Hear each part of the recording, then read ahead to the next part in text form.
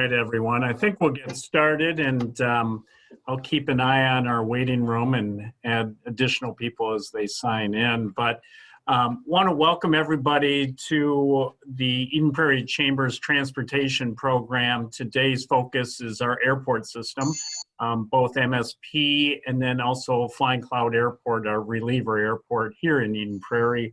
Our community programs such as this have been sponsored by Spire Federal Credit Union, so we appreciate their support. And we're very fortunate to have three different gentlemen that'll be presenting on our airport system and can give a broad-based look at things. And it's very timely, as we all know, with the impact of COVID-19 on transportation. We can get some updates on that as well. So some quick introductions of our speakers. First up will be Rick King. Rick is the chairman of the Metropolitan Airports Commission and was reappointed by Governor Tim Walz in July of 2019. And at the same time, he received the naming of the chair of the MAC board. He was first appointed to the board in 2011 by Governor Mark Dayton, who reappointed him in 2015. He is also the past chair of the MAC's Management and Operations Committee and the Planning, Development, and Environment Committees. Rick also was named by Governor Tim Walz to chair the Governor's Blue Ribbon Council on IT in February 2019, and then also chaired Minnesota's Ultra High-Speed Broadband Task Force between 2008 and 2009, having been named by former Governor Tim Pawlenty to serve in that role. And maybe just as important, Rick is a Eden Prairie resident. So welcome, Rick, and I'll let you kick off in a minute here. Secondly, we also have Brian Ricks. Brian's the Executive Director and Chief Executive Officer of the Metropolitan Airports Commission, being appointed to that position in May of 2016. He is responsible for the administration and management of MSP International Airport and the MAX 6 reliever airports.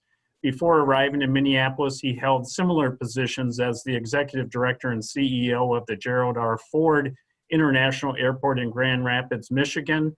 While there, Mr. Ricks oversaw the completion of several significant projects, including an airport rebranding campaign, transition from county-controlled airport to an airport authority, major expansion and renovation of Concourse B at that airport.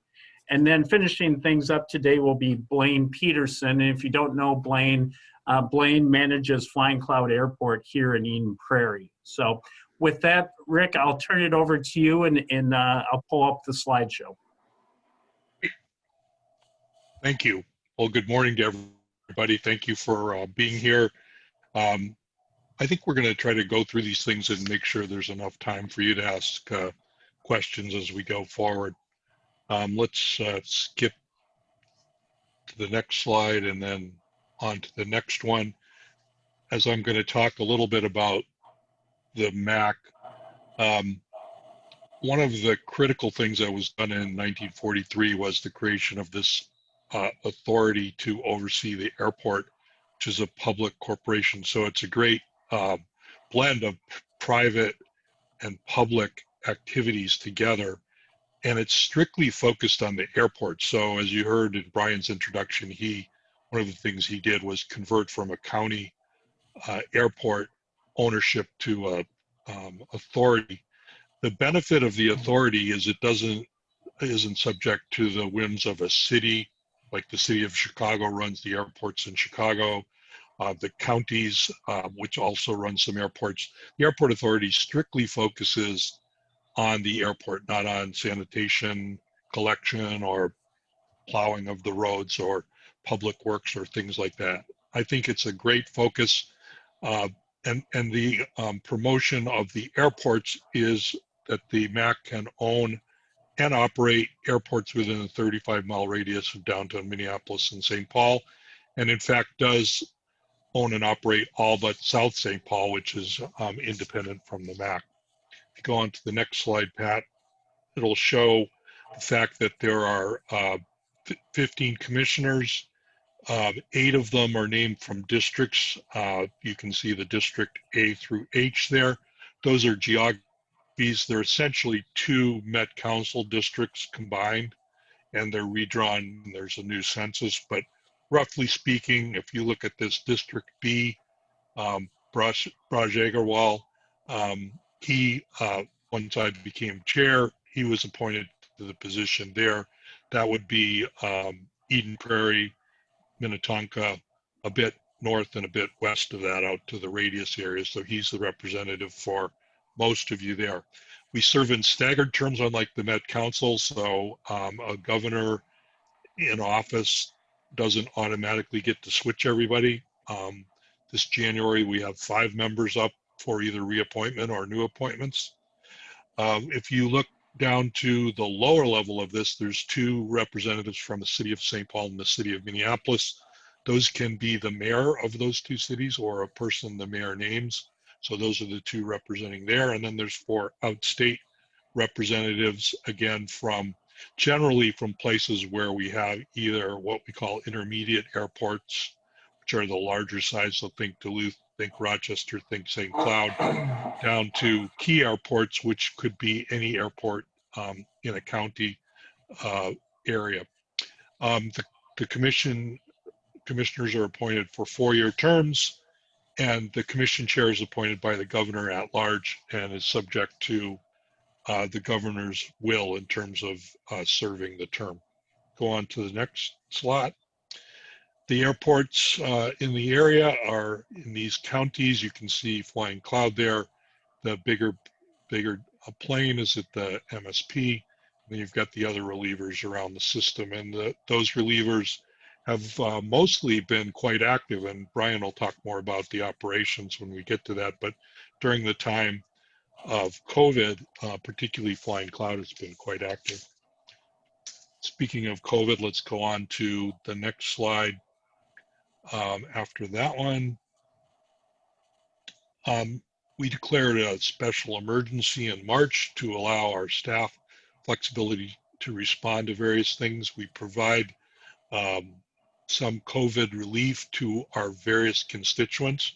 We, as an airport system, got $125 million of CARES funds from the federal government.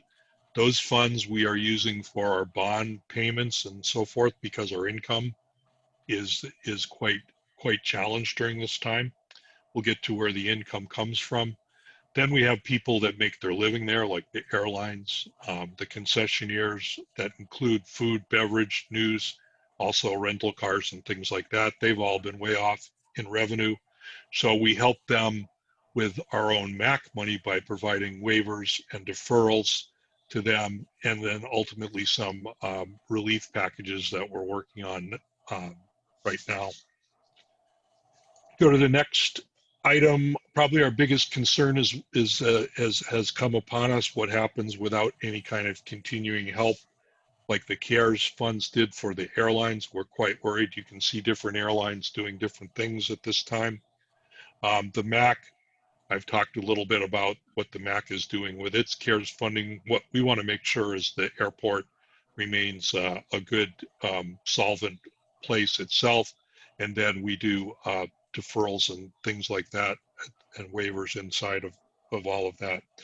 I'll talk a little bit more about that on the next page when I talk about a couple of things we're doing, starting at the worker level.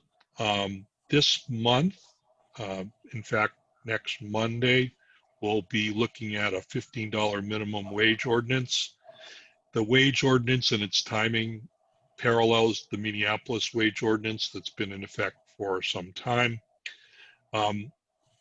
We see this necessary for a couple of reasons. One, we are very competitive with Minneapolis and St. Paul relative to hospitality jobs and roles, and with both of them going toward this kind of ordinance, we became at a hiring disadvantage. We were already paying $1 over the minimum, but it was still below what people would get in these locations. And second of all, I think that given the type of worker we're trying to retain and the difficulty of having airport, you have to have security clearance and transportation that's quite different than getting into a lot of the other places. We feel that it's good to be able to retain the best workers this way.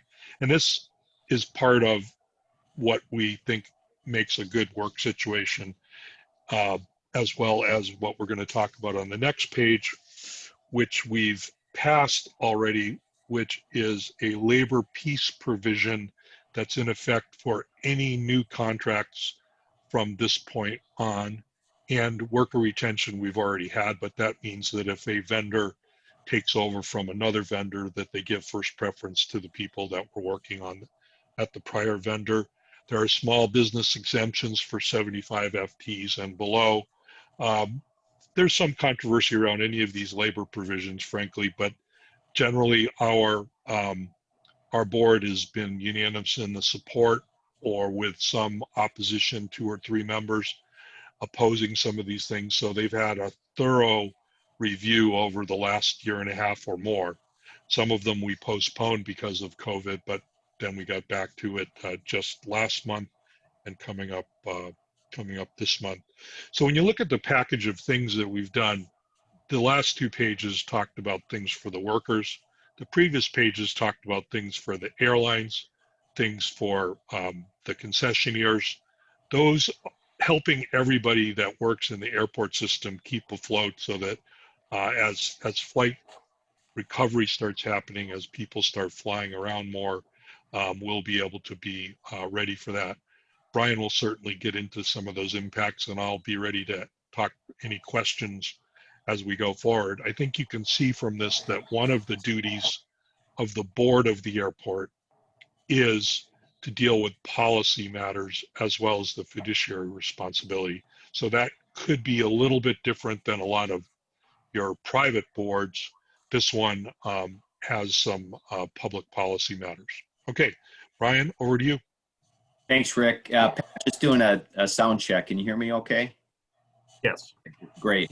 Thanks for that setup, Rick. And Pat, it's great to be with you this morning to talk a little bit about the impacts of the MSP, and Blaine will get into more specifically what's been happening at Flying Cloud. But this is obviously an unprecedented situation. In my 35 years being involved in the industry, I always felt that 9/11 was going to be the big bump, and would have never imagined something like this. The COVID-19 impact is much more deep and entrenched and severe and long-lasting. And I think the biggest challenge in our industry, obviously the aviation industry has been hit extremely hard, is just the uncertainty of not knowing when it's going to end. They're projecting that globally airlines will lose $400 billion this year. Airports are projected to lose $24 billion just in the U.S.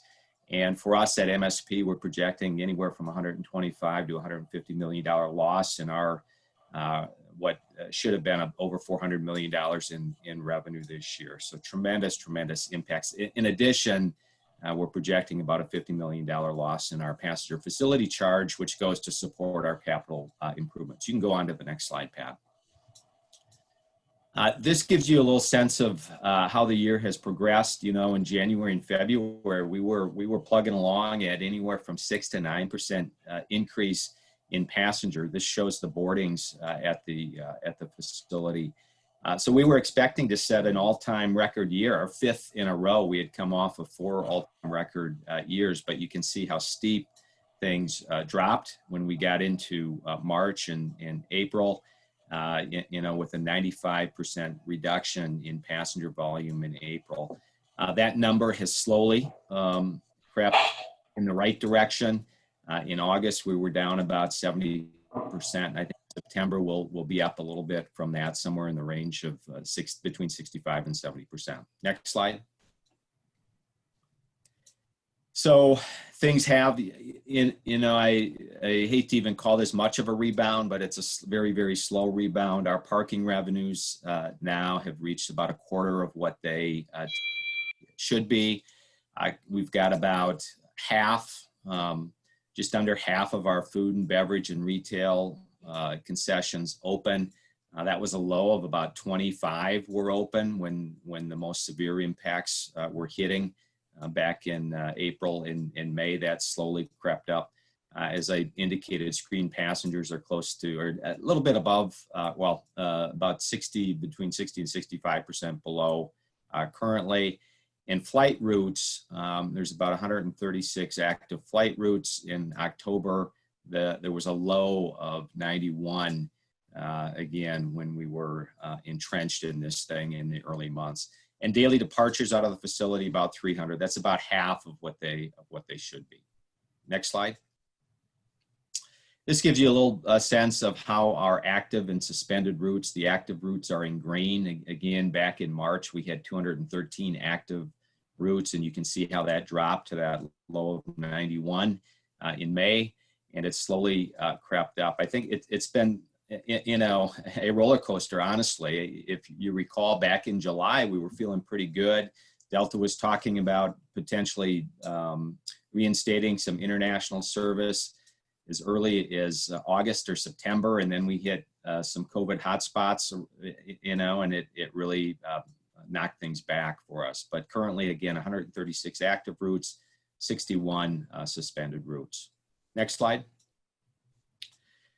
So one positive thing that has happened in the last, I think it was about 3 weeks ago, is the CDC suspended funneling of international arrivals. They were funneling international arrivals into 15 airports around the country. We were not one of those. That ended in September, and so the good news is shortly after that, Delta did indicate that they're going to restart Amsterdam service in late October. So that's good. That's our first transoceanic service to start back up since we got into this situation. Next slide, Pat. So what's it going to look like? You know, analysts are predicting that we'll be, from a traffic forecast, about 36% of our 2019 traffic loads. We think we'll be probably very close to that. You know, we need a vaccine, and beyond the vaccine, you know, the economy will really dictate, I think, what happens and how soon that will happen. There's projections that we could be 4 to 5 years out before we reach, you know, pre-pandemic levels. I know Ed Bastian came out a few weeks ago and was a little more optimistic, but again, I think there's still a lot of uncertainty around the situation, and we need some positive news. We need some positive trends in order to move this forward.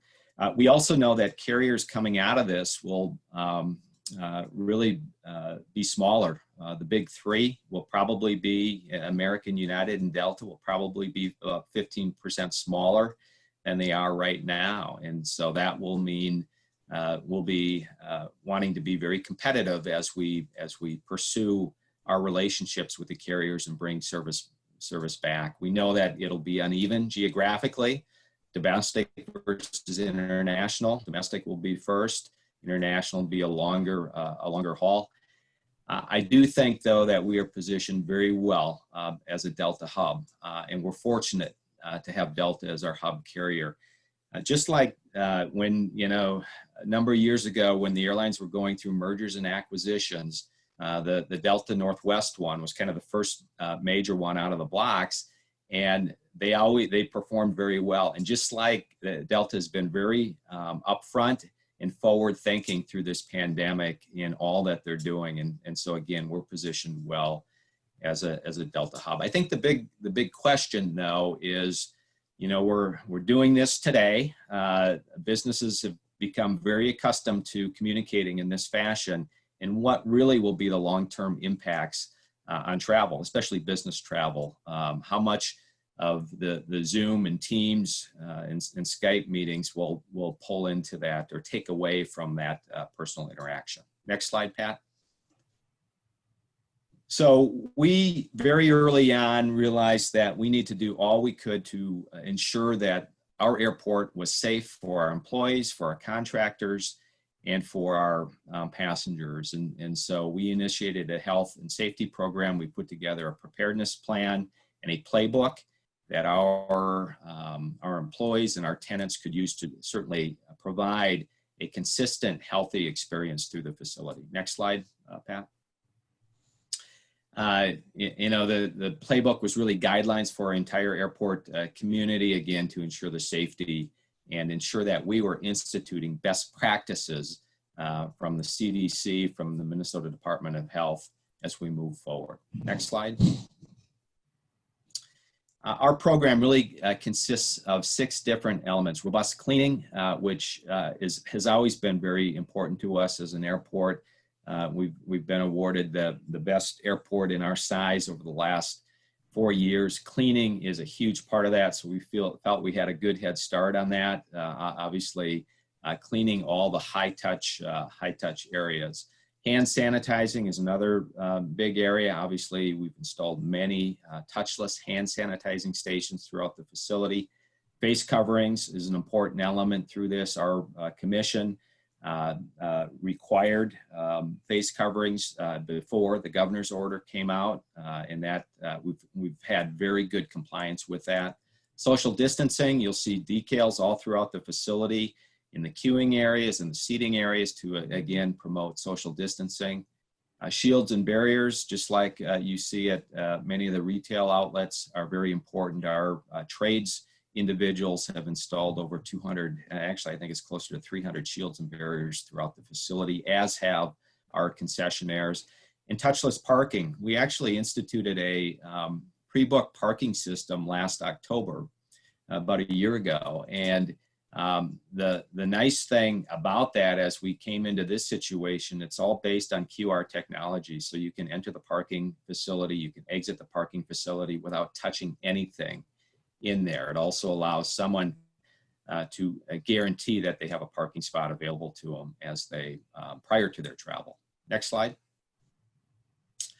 We've put together a very high-profile campaign through social media, through advertising, through signage and banners throughout the facility. So you'll see this again, reminding individuals to do their part to stay safe. We've added messaging all through the terminal and the restrooms, reminding people to wash hands for 20 seconds and ensure that they're keeping themselves safe.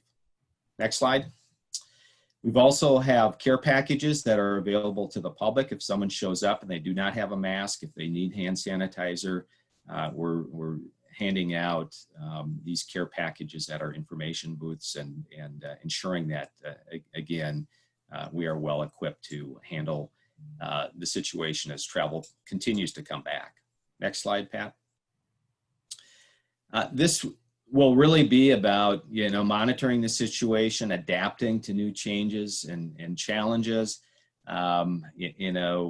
taking in best practices, engaging private business and opportunities in partnership.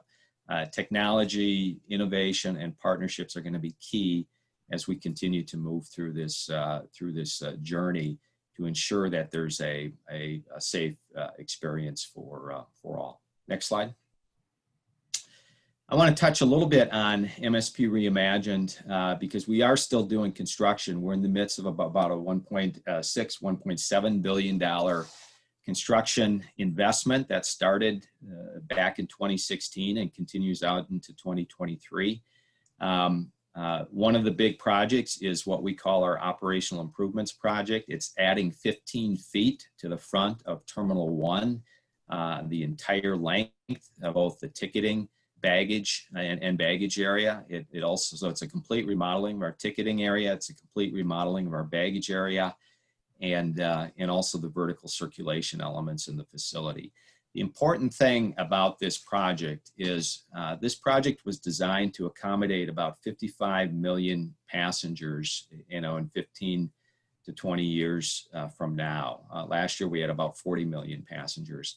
Now we really need that additional square footage to promote social distancing. So the timing of this project, based on record passenger numbers, was great, but now it's even going to be a more important investment because it gives us the space that we need to help promote social distancing. So that project is continuing. Next slide. Part of that is much larger baggage carousels. We've opened 2 of those carousels already. You can see them here, but they're much larger, expansive, and so it again allows social distancing around the facility. We've raised the ceiling in that what used to be kind of a dark, dingy baggage area, claim area, and so you'll experience a much more enjoyable time when you're going through that part of the facility. Next slide. And then I think this is the final construction slide I'm going to show you. One of the projects that we were into when COVID hit was a new Delta Sky Club. The nice thing about that Sky Club, it's located on Concourse G, but it's allowing us to provide infill some areas and add again additional square footage to Concourse G, update restrooms. As many of you know, when you fly at a G, a lot of times it's some of the larger aircraft that Delta operates. Those areas can be very, very congested. Restrooms can be crowded. So this project is continuing to move forward and will be a very nice addition to the facility at the end of Concourse G when it's completed. The other thing I'll just mention is you see in this slide on the left, our new silver parking ramp, which opened just a month and a half ago. It's another 5,000 space parking ramp with a transit facility, and all of our rental car agencies have been moved out there. Extremely nice facility. We just need to fill it up with people now. So hopefully that'll come in the next year or two. And I think that's all I had. I'll turn it up. If you want to go to the next slide, I'll turn it over to Blaine that will talk a little bit about what's going on at Flying Cloud Airport. Well, I guess I forgot this one. We've, again, as I mentioned, we've certainly been fortunate to receive many awards, top airport over the last 4 years. Recently, we were notified that we have met the Airport Council International General Director's Role of Excellence for our record over the last 4 years. There's only 7 airports globally that have been placed into this year. So we're very proud, and it's really a shout out to the 20,000 employees that work there day in and day out, our airport foundation, and all of the, TSA, the airlines, our frontline folks really make the difference at our facility. I think that's all I had, and then we'll go to Blaine. Yep, I think you can go to the next slide for Blaine. Blaine, over to you. All right, thanks Brian. Thanks Chair King for your great words about the MAC there, and thanks Pat for your opportunity or giving me the opportunity to talk about the Flying Cloud Airport. I do have to apologize. I'll try to start my video once more, but it looks like I'm from Mars because unless your guys' vision or camera is better than mine, but I look like I'm green in the background, so I'm just gonna keep my video off for now. But next slide, Pat, please. Just a little bit of overview of the Flying Cloud Airport. We have 364 based aircraft here presently. I'm sure that number is going to climb by the end of the year when we go around and recount. We did have a good year in 2019. We had 104,605 operations. Currently this year we have 98,000 operations, and I'm going to get in a little bit more detail on that in a future slide. But all those operations bring, I'm not done with that slide yet, Pat. Can you go back one, please? Sorry. No, you're good. All those operations brings Flying Cloud to be the ranked number 3 in the state of Minnesota. So you can see that obviously the MSP, the big airport, is number 1, and Mankato with all their flight training is number 2, and then comes Flying Cloud, which is pretty good. There is a air traffic control tower here. It runs currently from 6 in the morning until 10 o'clock at night. And we do have 3 runways here, with the longest one being 5,000 feet. There has been and continues to be substantial investments in hangar facilities here at Flying Cloud, and I'll get into that a little bit. Right now we have a little bit better than 125 hangars here on the airport. There's 5 fixed base operators here that operate full tilt. And then there are now 4 flight schools. There was 3, and then we added 1 more here just last month with ATP entering into the flight training here at Flying Cloud. Next slide, Pat. The flight operations, this is a comparison from the 2019 to 2020. As you can see, there's a 20% activity increase from January to September compared from 2020, January to September compared to 2019. So this is a gem in the rough per se. We here at the Flying Cloud Airport have seen activity increase, and we attribute most of that to not just the flight training that's going on here, but also to the fact that corporate traffic seems to be picking up. And that is great news because it shows that folks are going out to their manufacturing sites and or having those face-to-face meetings, which are so important. I think a few of us here on the call here on the Zoom meeting would like to step away from the Zoom meeting every once in a while and actually have those face-to-face coffee meetings right there on site. So this is a good trend we're seeing. And right now, if this trend continues, we expect to have about 125,000 operations if we continue with that 20% by month activity increase. Pat, next slide. Over the past 5 years, the MAC has done some major investment in infrastructure improvements. Most of those improvements have been centered around pavement rehabilitation, from taxiways to some runways. And then that's not going to stop. Obviously, we want to continue to invest here. There's going to be nearly about $8 million more dollars spent here on infrastructure improvements. That's going to continue with our runway apron and taxiway repairs, some electrical infrastructure updates as well. And the good thing is there's been $2 million in the last year of new hangar construction. Most of that has been centered around the south lots. And as you can see here and depicted on this slide, we are pretty much full. So all the gray lots are already spoken for, already have hangars built on it. The green lot has been spoken for, excuse me, the green box has been spoken for, no hangar there on site. So it leaves the one lonely yellow box that is the only location that's available to be built on the south hangar area. Lakefront property, we are short space here. There's a lot of demand on the south side, and those white boxes that you see here cannot be built on yet until we move the FAA control tower and extend the water and sewer lines to service those locations as well. We are in talks with the FAA, and there's a timeline that's set up. Looks like it's about 15 years out, but we're going to continue to work with those and see if we can't shorten that timeline up a little bit. There has been, as I noticed or talked about before, hangars that have been constructed on the F1. We had JetLinks and the Bird Group that just moved in and establishing some high-end corporate traffic back and forth to across the nation. And they just recently broke ground on another fairly substantial large hangar in the G1 lot. So they'll have pretty much back-to-back hangar lots that will connect and obviously service their tenants very well. And that is going to be opening up in April 2021. Next slide. We kind of talked a little bit about the business recreational flying with the previous slide. A lot of that is training and pleasure flying for the folks that began with COVID. But I'm going to talk a little bit about the hangar development. I'd be remiss if we didn't talk a little bit about what's going on the north side of the airport. One of the gems is Wings Insurance, which recently purchased a hangar right along the Pioneer Trail.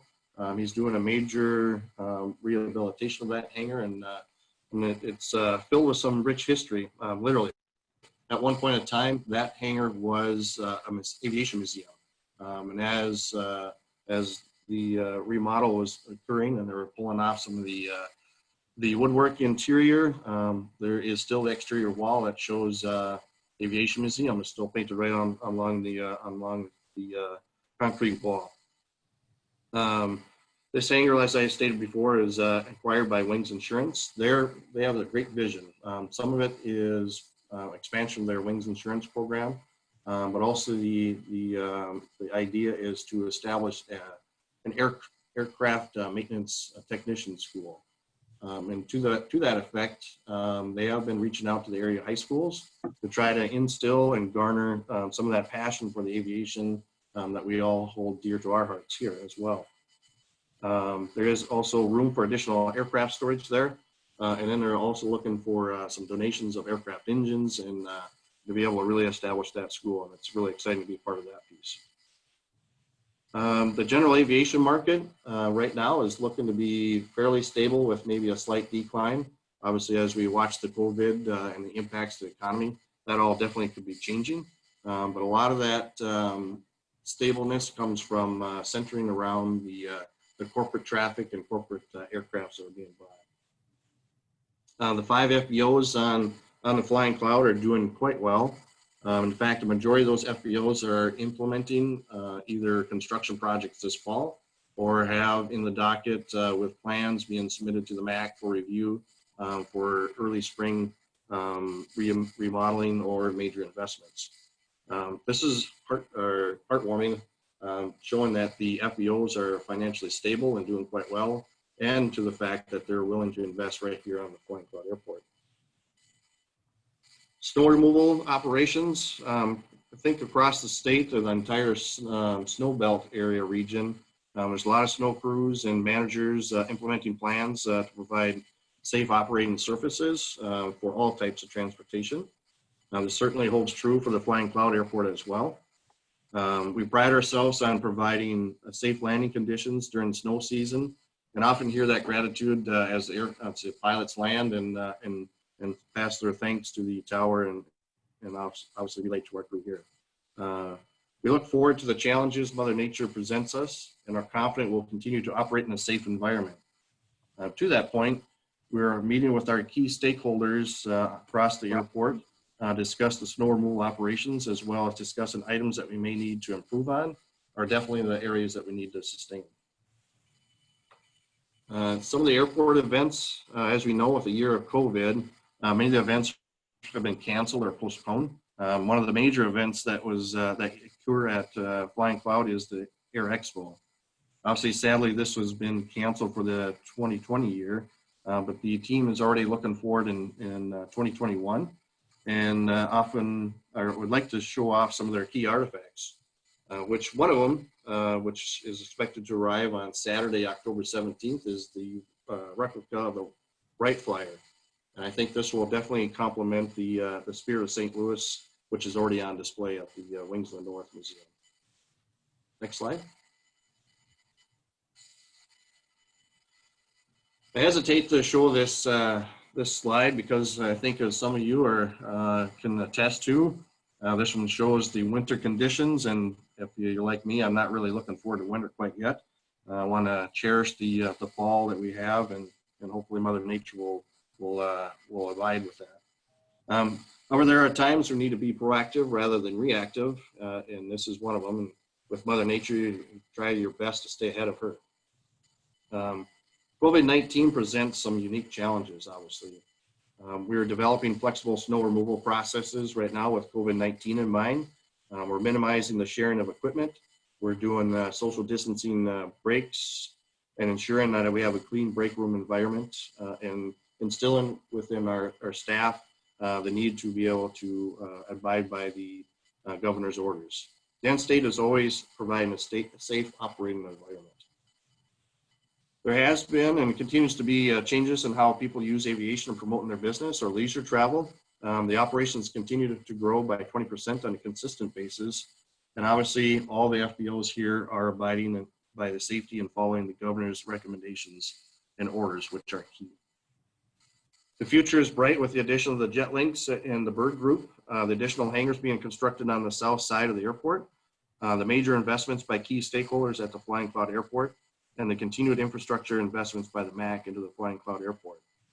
It is with pride that the Flying Cloud Airport and the Eden Prairie community play a key part in sustaining the nation's economy, and even with those challenges of the COVID-19 that are present. All right, and that concludes my comments, and I'll hand it back over to you, Pat. All right. Well, let's go ahead and open it up for questions. If you have some, you can kind of raise your hand and unmute yourself, or send it via text message through the Zoom chat feature. I'll keep an eye out for that.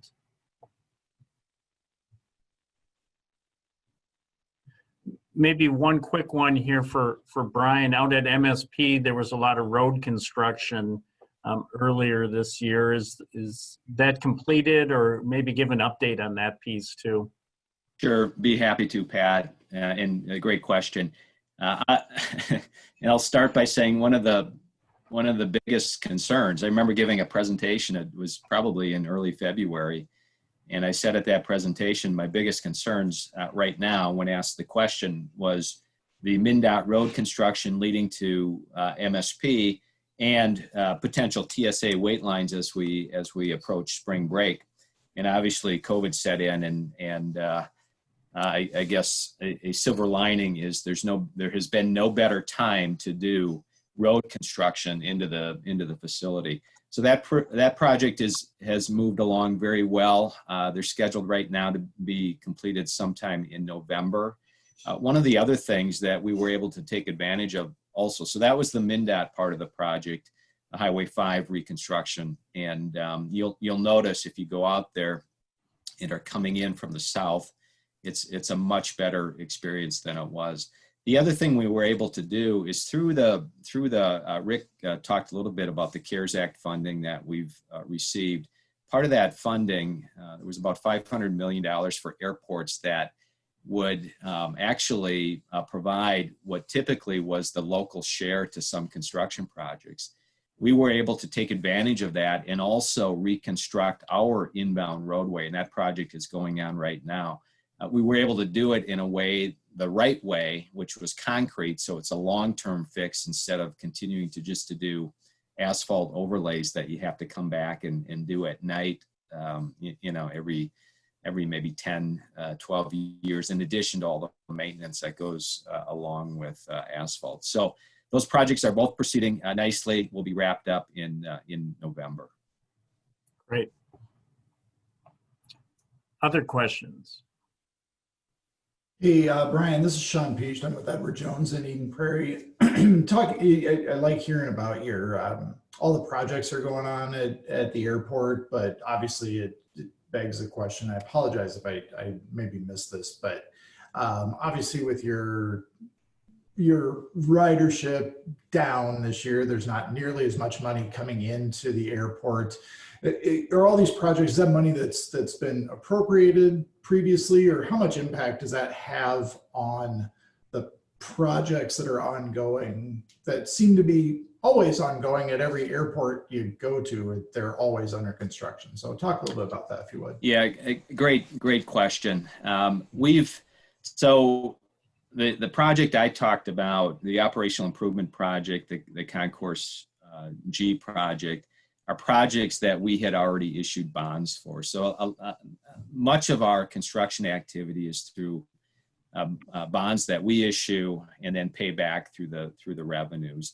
So those bonds, we did a bond issuance the year before, or I guess it was last year, that paid for a lot of that. So the money was already in hand. In addition, as I mentioned on the inbound road project, we were able to take advantage of additional federal funds to continue to move some of those things along. So we've pulled back about $120 million in projects for next year. So we have pulled back. I mean, that's one of the first things, you're right, that's one of the first things that will go in tough situations like this. But the projects that we deem are very critical, like the operational improvements and add additional space for social distancing, we wanted to keep those moving forward, and we have. And there's no better time to do these projects when there's no activity at the facility or very little activity at the facility. So we've been able to take advantage of that, and I believe even reap some cost savings because it allows contractors to get in there and do work in larger phases than is typical. I also will comment, nationally, one of the good signs we've seen even through this is that the investment in airports in bonding has still been pretty strong. I mean, we've seen some large airports, LAX, DFW, I think San Fran, go out on the market, and it's been a very strong reaction, which is positive. I think it gives you confidence that folks believe that the industry will bounce back and bounce back in a good way. I mean, my gut tells me, I think there's a latent demand for travel that obviously has built up. Right now, we're seeing a lot of leisure travel, and not a lot of business travel. But I think when we get into a more of a positive trend, my feeling is it'll bounce back sooner than we're anticipating. We just need to get there. So great question. Appreciate you asking that. So a follow-up on it, obviously the bonds are predicated on the airport council having enough money to pay that back. So obviously downstream, I'm guessing there's some concern about the travel and the ability to repay the bonds. Is that fair? Well, you can't, yeah. Absolutely. I mean, Rick commented on the 125 million in CARES Act dollars that we received, which is really good news. The challenge with that, though, is we have a lot of other stakeholders, and Rick, feel free to comment on this as well, that are asking for relief, not airlines, concessionaires, and all of that, and so so we're balancing that situation. We didn't have a bond issuance scheduled for this year, so again, it's probably good timing in hindsight for us. But you're right. I mean, if this continues for a prolonged time period, the bond issuances that we had projected in the coming years will no doubt be pulled back to whatever degree we think is sustainable. I think the other thing is we go through very stringent tests when we go out on the market, as you know, and you have to have reserve funds in place and all of that. From an operating standpoint, we had a 6-month reserve in place. So the good news is this airport commission has had a strong history of a very strong conservative financial really foundation that helps you when you get into a situation like this. So we feel very, very fortunate. Rick, I don't know if you had additional comments on that. That's a good question. I would just emphasize that the COVID funding that we received in the CARES Act goes directly to we're using that for the bond payments. And then we are, we're foregoing some revenue in some of the concession areas and the airline areas and balancing those things with the projects, which was to your first question. We've had 2 of the major bond rating agencies in to do reviews. Most airports have, and our airport and almost all of the other really well-structured ones took a 1-notch reduction in their bond ratings. We've had very solid ratings all along, so we went down just ever so slightly. We were, you always like to keep it where it is. It gives you the best rates, but frankly, losing just that 1 notch, we felt pretty good about that. And this is one of the major things the commission is concerned about, is the long-term health. So we look at this year and we look at next year, and we feel like we've got a pretty good game plan. If COVID goes on beyond the middle of the year without the vaccine, we'll be middle of next year. We'll be all scratching our heads, but we won't be the only ones at that point. Okay, great. Thanks, guys. Additional questions?